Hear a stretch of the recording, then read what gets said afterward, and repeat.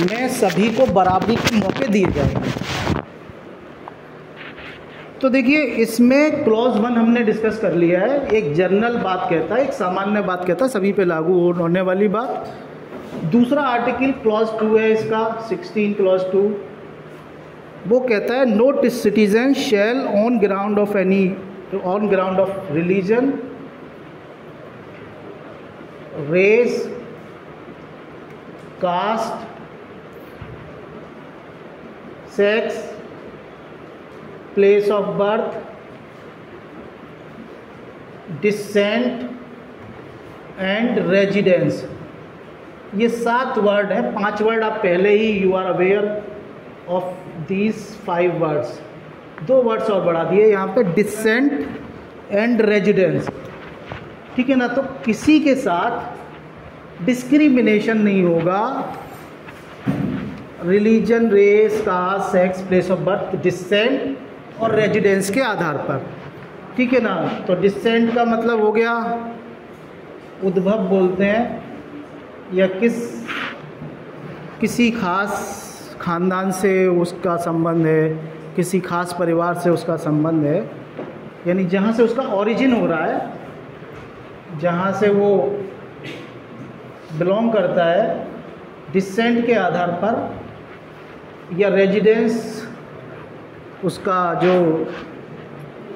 निवास स्थल है, निवास स्थल।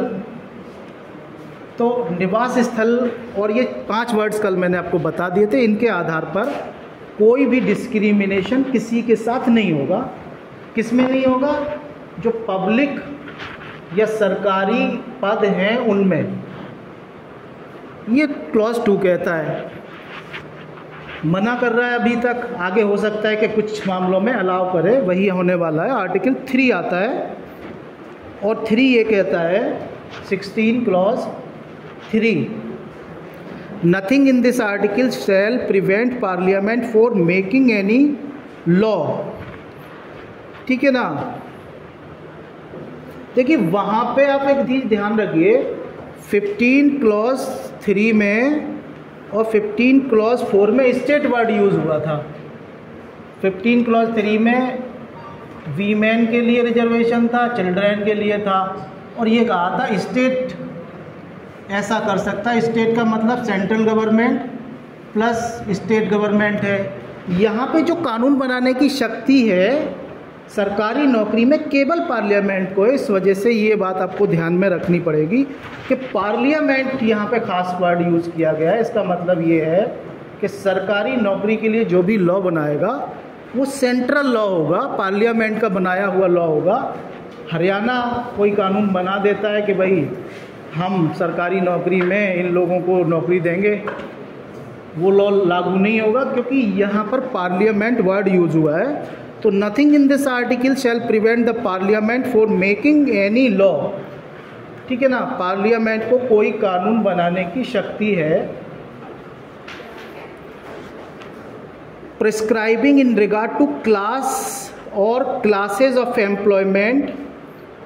ठीक है ना। और appointment to an office under the government of और लोकल और other authority within the state, within a state or union territory, any requirement to the residence within the state or the union territory prior to such employment or appointment। तो parliament ये कानून बना सकता है कि किसी खास residence के आधार पर भेदभाव हो सकता है, डिस्क्रिमिनेशन हो सकता है।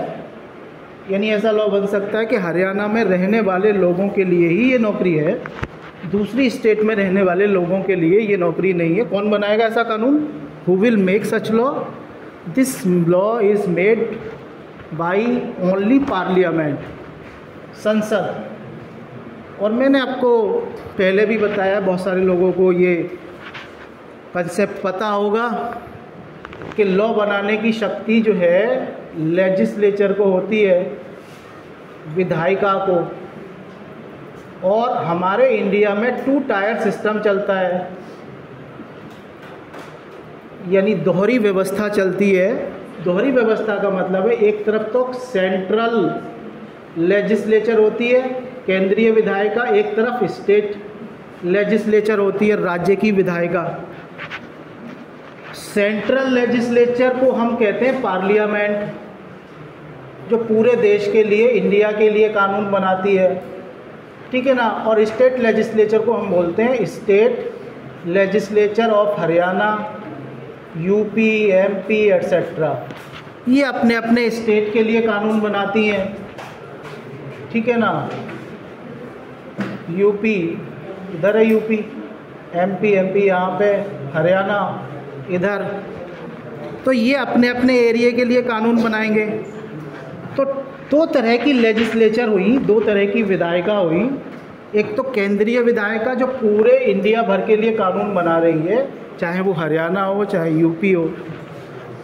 तो ये जो कानून बनाने की शक्ति थी पार्लियामेंट को, ये इसका मतलब सीधा सा ये निकलता है कि केंद्रीय विधायिका, सेंट्रल लेजिस्लेचर को लॉ बनाने की शक्ति है। और ये कह सकती है कि साहब निवास स्थान के आधार पर डिस्क्रिमिनेशन हो सकता है, किसी व्यक्ति को हम ये रिलैक्सेशन दे सकते हैं कि वो किसी खास एरिया का रहने वाला होगा, उसी को ही सरकारी नौकरी मिलेगी।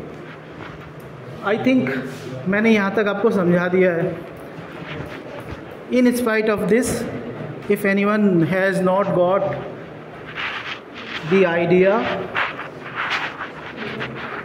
Due to his absence or due to my incapability of teaching, whatsoever it is, if anyone has not catch the idea or he is unable to understand, वो पूछ सकता है यहाँ तक कि ये सारी बातें में से ये बात मेरी समझ में नहीं आई। I hope you all except few has understand. सारे लोग समझ चुके होंगे, कुछ को छोड़ के एक दो वो पूछ सकते हैं। The session is open for them. Otherwise बाद में कहेंगे सर समझ में नहीं आया था।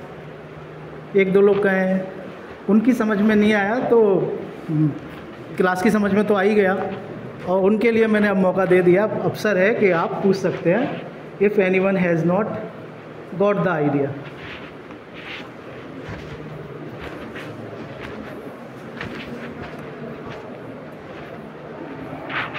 आप लिख रहे हैं क्या या प्रवचन सुन रहे हैं? This is the lecture, this is also the class, ठीक है ना। तो लेक्चर में तो ये होता है कि लेक्चर देने वाला बोलता चला जाता है, आप समझें ना समझें, लिखें ना लिखें, उसे कोई मतलब नहीं, ठीक है। वो तो अपना काम कर रहा है। ये थोड़ा सा मतलब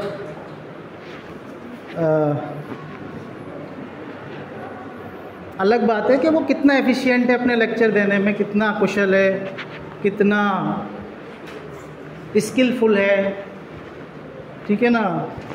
वो अपना काम करता है और सुनने वाले सुनते रहते हैं। लेकिन ये एक तरह का साथ साथ सीखने का भी मौका है आपको, कि अगर आप नहीं सीख पा रहे हैं तो पूछ सकते हैं कि साहब ये आर्टिकल हमारी समझ में नहीं आया, ये बात समझ में नहीं आई। तो I am just making you understand in very easy and in very simple words, ठीक है ना। whether that is of English words or whether that of Hindi words, but you are getting the law or understanding the law in easy way। तो यहाँ तक समझ में आ गया। अब यहाँ से आगे बढ़े, क्लॉज 3 के बाद में फ्लो 4 पे पहुँचे।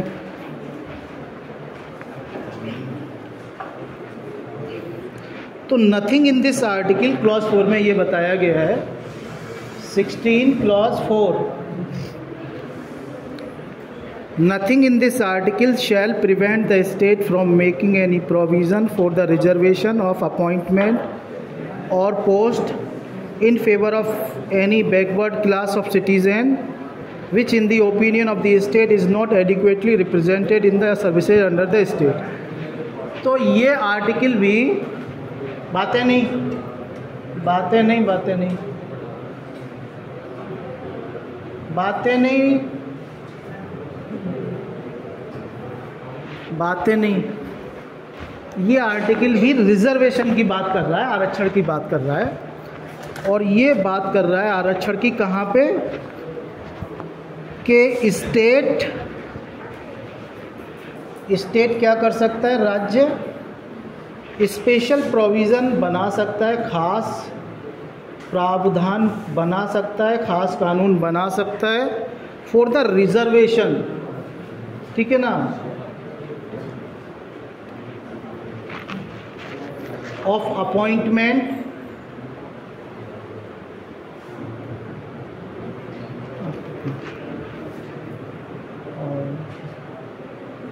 और पोस्ट, ठीक है ना। कोई नियुक्ति के मामले में खास रिजर्वेशन किया जा सकता है, पोस्ट पद के मामले में रिजर्वेशन किया जा सकता है in favour of the backward class, in favour of backward class, ठीक है ना, पिछड़ा वर्ग,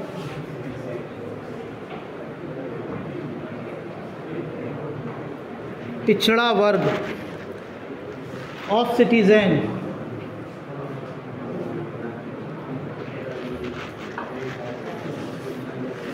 ठीक है ना, विच इन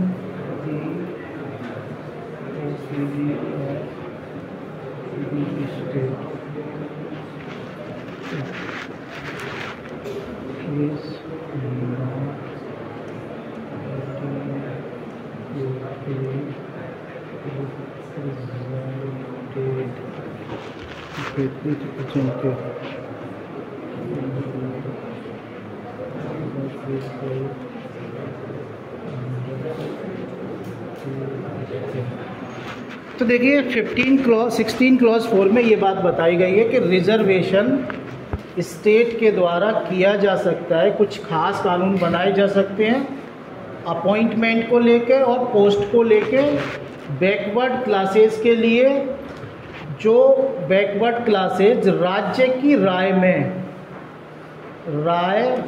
राज्य की राय में क्या है, नॉट एडिक्वेटली रिप्रेजेंटेड, पर्याप्त रूप से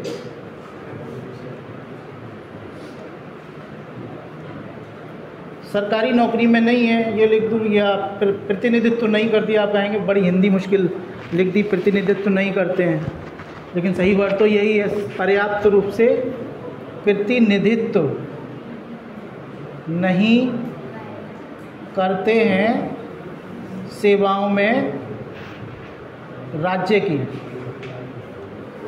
सेवा लिखी।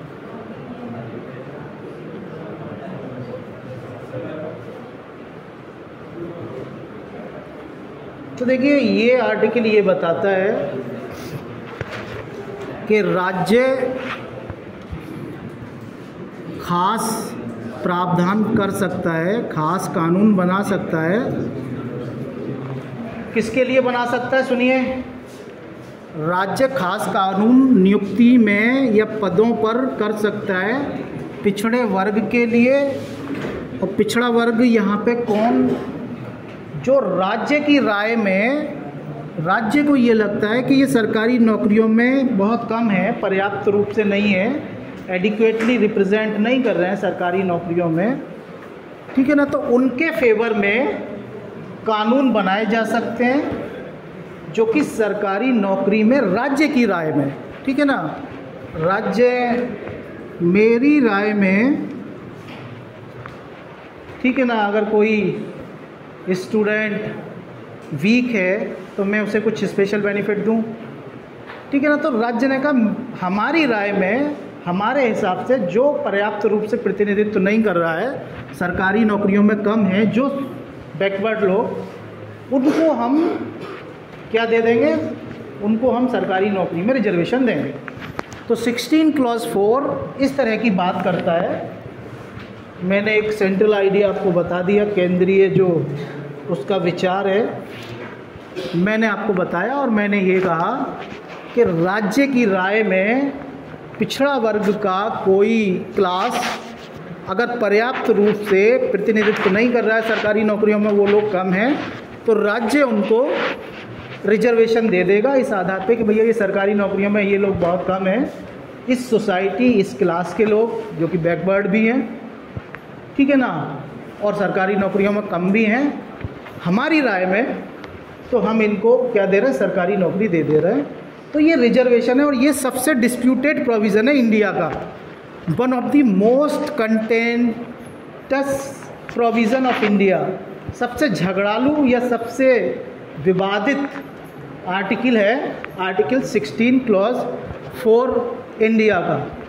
मैंने आपको बड़े शॉर्ट में बताया, ठीक है ना, कि रिजर्वेशन किया जा सकता है उन लोगों के, उन बैकवर्ड क्लासेस के फेवर में जो राज्य की राय में पर्याप्त रूप से सरकारी नौकरियों में नहीं है, उनको राज्य रिजर्वेशन कर सकता है। 16 क्लॉज 4 ये बताता है। तो 16 क्लॉज 4 के बाद में ये भी समझ में आ गया आपका, ठीक है ना। तो आपको कोई बर्डन तो महसूस नहीं हुआ इसको समझने में? मतलब ये थोड़ा सा कुछ चीज़ों को समझने में ये बड़ा मुश्किल लगता है कि ये चीज़ें बड़ी मुश्किल है। आपको मुश्किल तो नहीं लगा? समझ में आ गया? किसी की समझ में नहीं आया वो पूछ सकता है। बताइए, if anyone have not understood. हालांकि आप में से ऐसे कुछ होंगे जिनकी समझ में नहीं आया होगा, ठीक है ना, लेकिन वो पूछेंगे नहीं इस वजह से कि पीयर प्रेशर भी रहेगा कि सब लोग कहेंगे यार ये भी नहीं समझ पाए तुम, ये तो बड़े आसान वर्ड्स में समझाया गया था, तो इसका मतलब तुम मोटी बुद्धि के हो, you have the fat intellect. तो बहरहाल फिर भी the session is open for you, मेरी तरफ से तो है ही। If you have not understand anything till now then you may ask, आप पूछ सकते हैं। 16 क्लॉज 1 2 3 4 तीनों चारों हो गए, ठीक है ना। 5 पे पहुंचते हैं, 2 मिनट बचे हैं, तो we are running short of the time, ठीक है ना। तो इस वजह से 16 क्लॉज 4 तक ही रहते हैं। आप इसको देख लीजिए, पढ़िए, थोड़ा बहुत केस लॉज आप पढ़िए तो you will get the idea.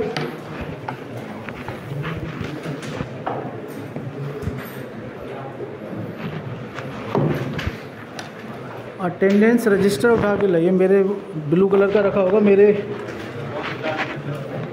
Back seat पे रखा होगा। बताइए आप लोग जो है समझ में आ रहा है आप लोगों के, या मुझे और अच्छी तरह से समझाना है आपको?